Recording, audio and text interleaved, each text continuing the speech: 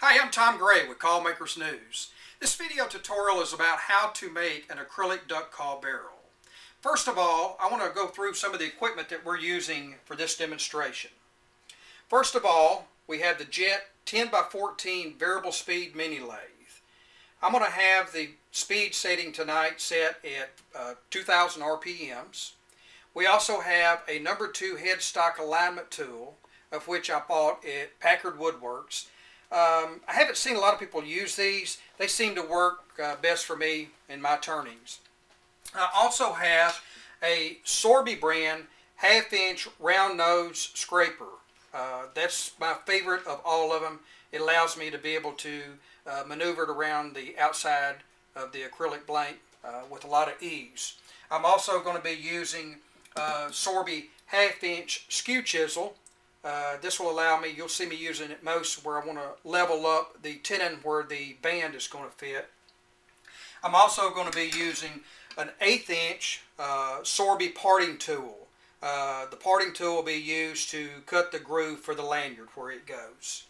As far as the acrylic tonight, I'm going to be using a 1/2-inch by 3 1/8 inch length piece of acrylic. Also have already pre-bored a 5/8 inch hole in the center of it. I do it 3 1/8 inches long because in order to get it true, I'll use the parting tool to take just a little bit of the excess off of each end in order to square it up. And then I also use the 1 1/4 by 1 1/8 stainless steel band. These bands are fantastic. I have them pre-engraved with my name on them. What I will do is that I will take the tenon where the band is going to go on the duck call, and I will turn it to where it will be a little larger than 1 1/8 in order to be able to take and press it on for a good solid tight fit when I'm finished. I'm also going to be using the digital calipers to where I can take the measurements. This is a preference as far as the measurements of the style of the barrel, but you'll see me use it quite often throughout the video in order to do it. I also have on this particular lathe set up a bullnose live center on the rear, and that's going to be able to help me to position and hold the back of it. So the first thing I want to do is I want to put the acrylic blank on there, snug it up. And what I'm going to do is I'm going to actually turn the lathe on, put enough pressure on the tailstock just till it stops spinning, and lock it down. At this point, I'm going to set my steady rest to where that the skew itself, or the round nose scraper, excuse me, is going to be just under the center axis of the lathe itself, or of the acrylic block, the blank that we're going to be using. I'm going to take and go in with the video where you can see more of the action and catch that while I'm doing this, okay? Okay, with all of that, first thing we're going to do is to go ahead and turn it down to the size that I like, and I already have it set on my calipers themselves. I'm going to take and I'm going to move this in just a little closer, and I'm just going to start taking it off little bit by little until I get it down to the size that I like for my barrels to be. The thing I like about turning the acrylic is that I have allergies. I have a lot of sinus problems. The acrylic is much easier on those than as opposed to the wood that a lot of people make. Just taking small bites, going very slow.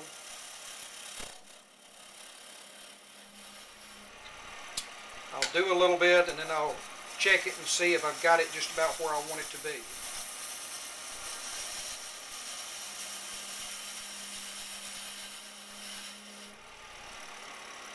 Okay, I want to turn this off and just check it against the calipers, and as you can see I still have quite a bit to take off, so I'll continue on with this.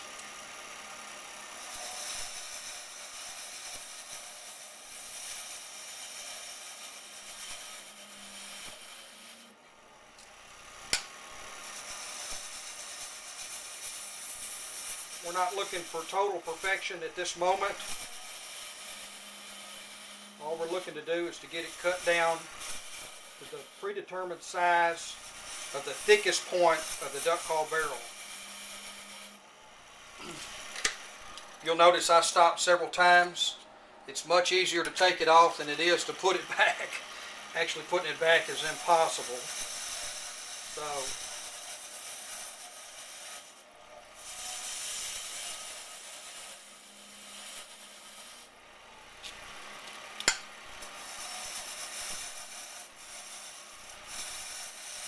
see the ribbons that it's cutting? That's what you want with acrylic.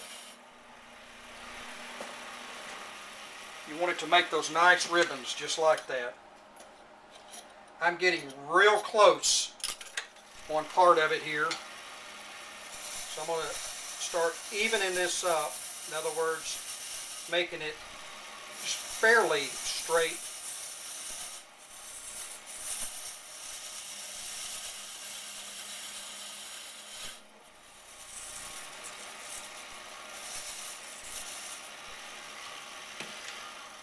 Okay, I'm going to take the parting tool and just very easy, I'm going to square up this end where it's not square.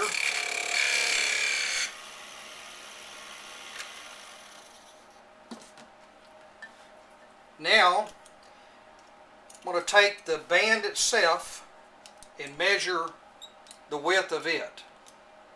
And I have that width already measured on my calipers. I'm going to take and mark the duck call. All I'm doing is just turning it just so I can score a mark on the acrylic blank to where I will know where to go with the parting tool. Once I have scored and made a line on that, the next thing I like to do is to go ahead and preset my caliper as far as the depth that I want the lanyard groove to be cut, and which I have done so, as you can see here. So I'm going to take now and turn the lathe back on, and I'm going to cut my lanyard groove. First of all, I'm going to move this a little closer for using the parting tool.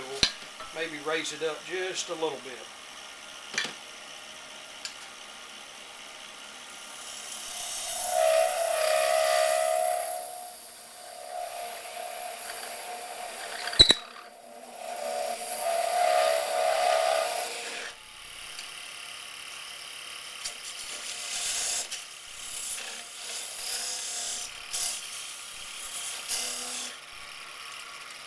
Now I'm going to take and check it to see if it's at the depth that I want it. I need to take off just a little more.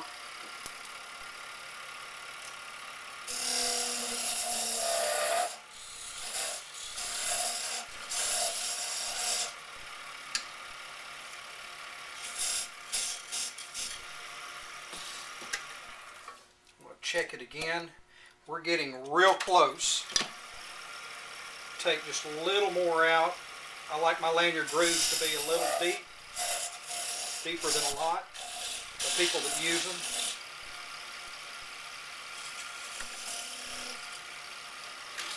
Check it now. That is just about perfect. The next thing I want to do is I want to be able to go ahead and turn the tenon down for the band to fit. I just take and I just get a measurement of the inside of the band. This is 28.46 millimeters. I'm going to take and I want to run it up to about 29 millimeters. It's what I like to turn it, because here again I like to make sure that I have a tight fit on it. Actually, I've run it up a little higher, 29.10, but that's perfect. That'll be fine. And now I'm going to take and I'm going to turn down the tenon where the band is going to fit. Here again, it comes off very fast. I would caution you about taking too much at one time.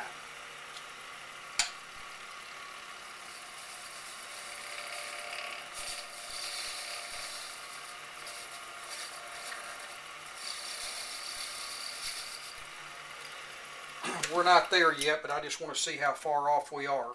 Actually, we're getting fairly close. So what I'm going to do is that I'm going to square this up as much as I can with my round nose scraper. and then I'm going to take and finish that with my skew where I can get more of an even cut and just sort of even it up.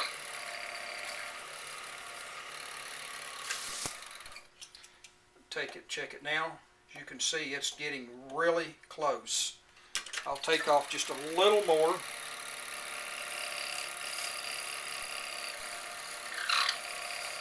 Like I say, I press fit all of my bands.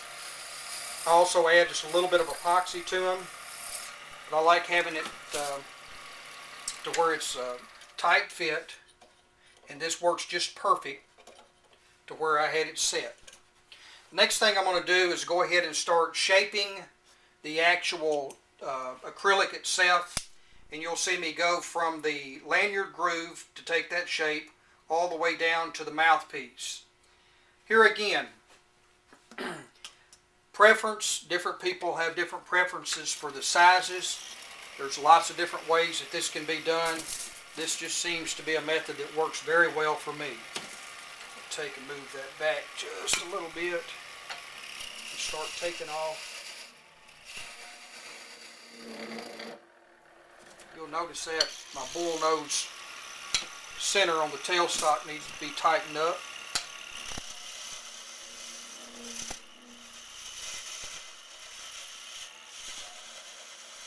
I have not stopped the video. I'm not going to do any editing of the video as far as a time lapse. All of it is real time. So whatever time is shown is the actual amount of time that I have spent on this particular call.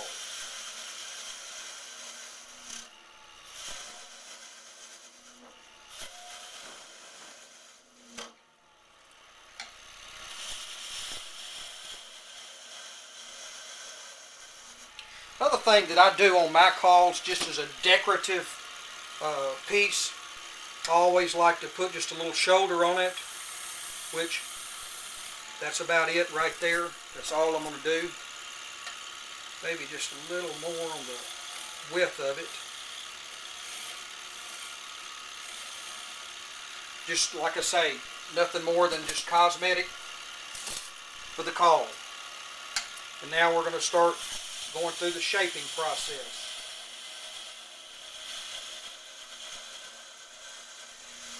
You will see all kinds of shapes, sizes, styles out there on the market. I've tried several different styles since I've been turning duck calls. This particular style that I'm turning now just seems to be my favorite, that I like the best. We'll go ahead and start turning down the mouthpiece to try to get it real close to the size that I want to use for it. And I have it preset in my calipers, so I still need to come down some more with it.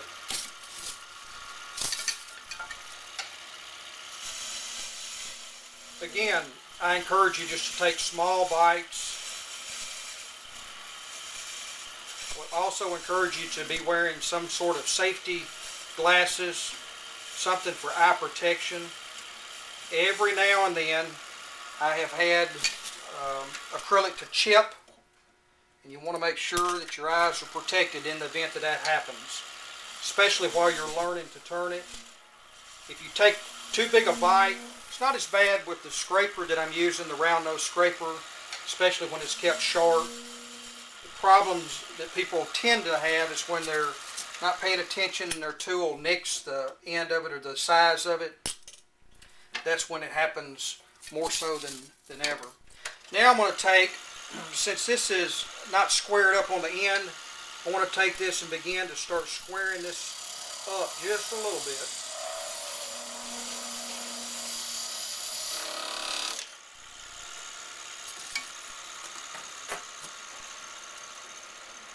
Let's see,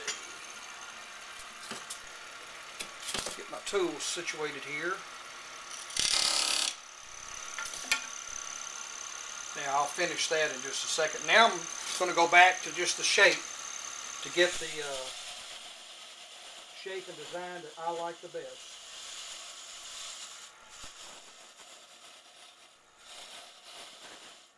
You notice I'm starting to take more off in the center of it.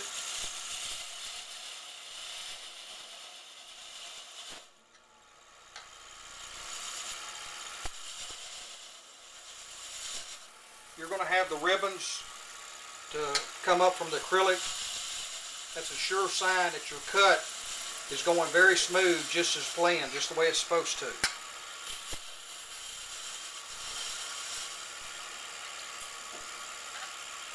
Start going down with this because I like, here again, this is a preference.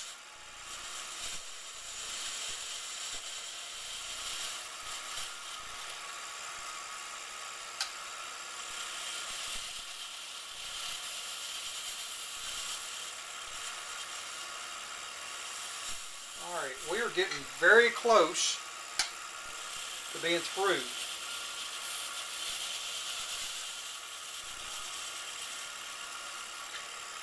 Here again, I just like to leave a little bit on the edge right there, just as a decorative look for the band itself.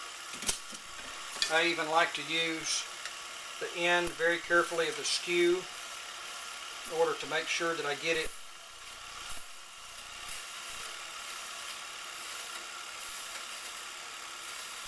shaped exactly the way I want to shape it.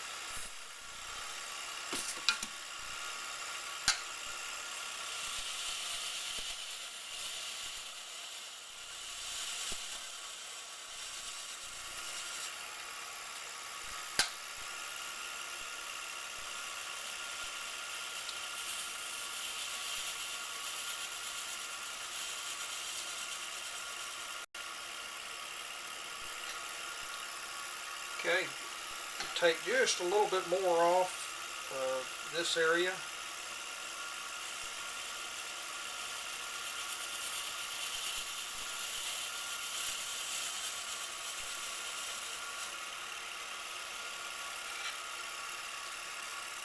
It feels very smooth.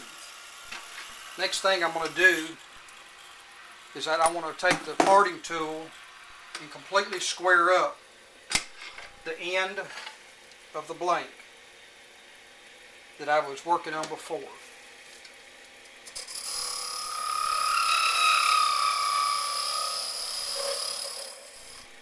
To do that with, we're going to make very small cuts with the parting tool. As you can see, this barrel is already turned. It is ready to be sanded. The sanding part is going to be a part of another video tutorial that we're going to be bringing you. You can see this video as well as many other ones, get a lot of tips, suggestions, ideas, privy to a lot of the suppliers list and other game callers, turners websites at callmakersnews.com. Once again, that's www.callmakersnews.com. Thank you.